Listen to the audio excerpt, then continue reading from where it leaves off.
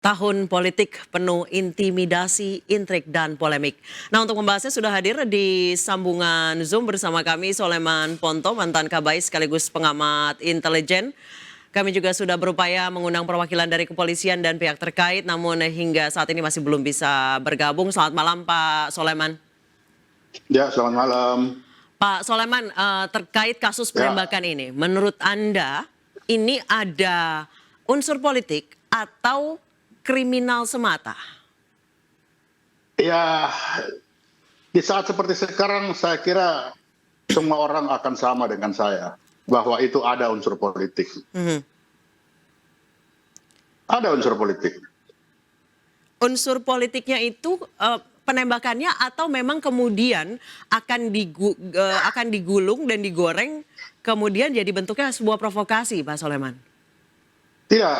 Jadi dalam unsur politik dalam hal ini itu adalah persaingan oleh yang sedang bertarung itu turun sampai di bawah di angka rumput, itulah jadinya.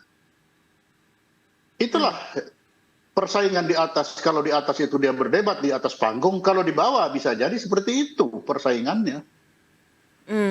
Menurut Anda kalau penembakannya sendiri itu memang karena latar belakang korban yang juga tim ses atau memang sebenarnya kriminal tapi kemudian digulung dalam bentuk provokasi kemudian diarahkan ke arah politik? Ya, motivasinya politik, pelaksanaannya kriminal, kan bisa saja. Motivasi ya, kalau kita bisa lihat motivasi. Kalau motivasi kriminal biasa, itu kita akan tahu orang dua ini dulu pernah apa pernah berkelahi, pernah ini, kan tidak. Dua-dua ini tidak pernah berkelahi, baik-baik saja. Tiba-tiba satu menembak, tetapi fakta membuktikan bahwa kedua orang ini berada di kubu yang berbeda. Itu kan fakta. Pak Soleman sudah mengetahui pelakunya Pak, karena sampai saat ini dari pihak kepolisian pun masih belum membeberkan kepada kami terkait pelaku. Dari beritanya kan sudah ada itu pelakunya kan.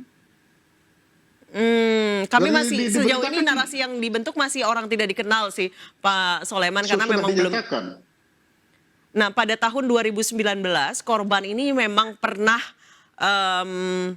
terlibat pertengkaran juga berdasarkan karena berebut mandat saksi ketika itu, dan memang korban ini kelompoknya memiliki senjata api sementara lawannya menggunakan senjata tajam ketika 2019. Namun di 2023 ini atau jelang pemilu 2024 ini polisi menyebutkan masih belum mendapatkan tersangka, baru ciri-ciri saja Pak Soleman. Apakah itu tersangka atau tidak, yang jelas kan ada penembakan. Kan yang jelas saat ditembak satu penembak. Kan itu sudah. Oke, di Itu kan tahun fakta itu. Iya, betul. Di tahun politik seperti ini apakah hal-hal seperti itu rawan terjadi, Pak? Oh ya, saya sangat rawan. Makanya itu yang saya bilang, di pentas atas mereka debat, di pentas bawah mereka bisa seperti itu. Itulah loyalitas terhadap pasangan calon masing-masing. Bisa jadi seperti itu, dan itu sangat mungkin. Pak Soleman, kalau Sangat menurut mungkin. Anda masalah seperti ini sangat rawan untuk dibentuk menjadi provokasi, terutama di level akar rumput, dan itu sangat dampaknya sangat berbahaya. Apa yang harus dilakukan oleh kepolisian? Iya betul, itu sangat berbahaya. Makanya polisi harus segera menemukan, kalau tidak akan terjadi balas dendam, kan begitu. Akan terjadi balas dendam ya Pak ya? Iya, bisa saja. Nah, yang saya herankan kenapa polisi tiba-tiba langsung bilang tidak ada motivasi politik. Lah, polisi kan bukan mencari motivasi politik atau bukan. Yang dicari apakah di sana ada motivasi balas dendam, apakah ada motivasi kriminal yang lain. Kenapa langsung dibelokkan ke motivasi politik? Justru dengan ada pernyataan itu, ini memancing orang, kan begitu. Polisi sendiri itu kalau ada penembakan kan bukan mencari apakah motivasi politik atau bukan, kan itu. Yang dicari apakah ada motivasi kriminal, apakah dia merompak, merampok, mencuri, apakah sakit hati, kan itu. Baik, jadi Tapi ketika disampaikan itu, ya itu sama aja dengan membuka kotak Pandora, kan seperti itu. jadi menurut Anda Pak Soleman bahwa pernyataan polisi justru memancing masyarakat untuk berpikiran ke situ, padahal sebenarnya arahnya nggak ke Iya situ gitu. betul. Iya bisa jadi arahnya tidak ke situ. Tapi kenapa kalau polisi bilang misalkan, oh kita belum menemukan motivasi dia melaksanakan penembakan itu. Mungkin penembakan ini ada sakit hati zaman dulu, ataukah dalam berkawan, apakah pernah salah kata, kan begitu. Urusan politik kan bukan urusan polisi. Polisi dalam tembak-menembak itu motivasi bagaimana kenapa orang itu melakukan penembakan, kan itu. Tidak perlu. Tapi ketika disebutkan bahwa ini tidak ada politik, itu sama dengan kalau alam bawah sadar menerima, itu ada, kan begitu. Harusnya jangan ditarik bahwa oh ini tidak ada politik, jangan.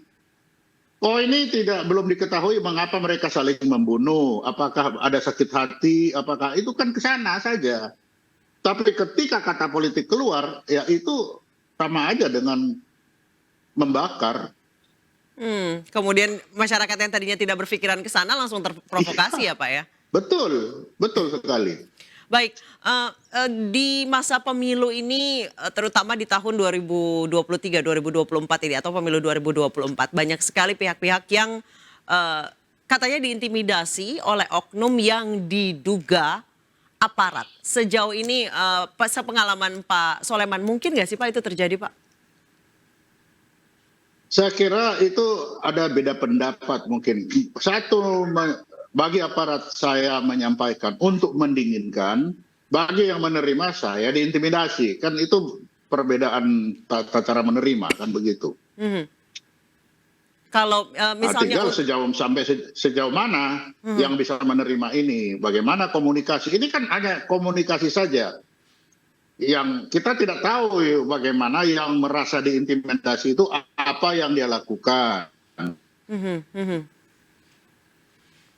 Baik Pak Soleman jangan kemana-mana dulu. Jelas aparat selalu inginkan sesi. Nah ketika didinginkan yang satu. Baik Pak Soleman masih tersambung? Ya.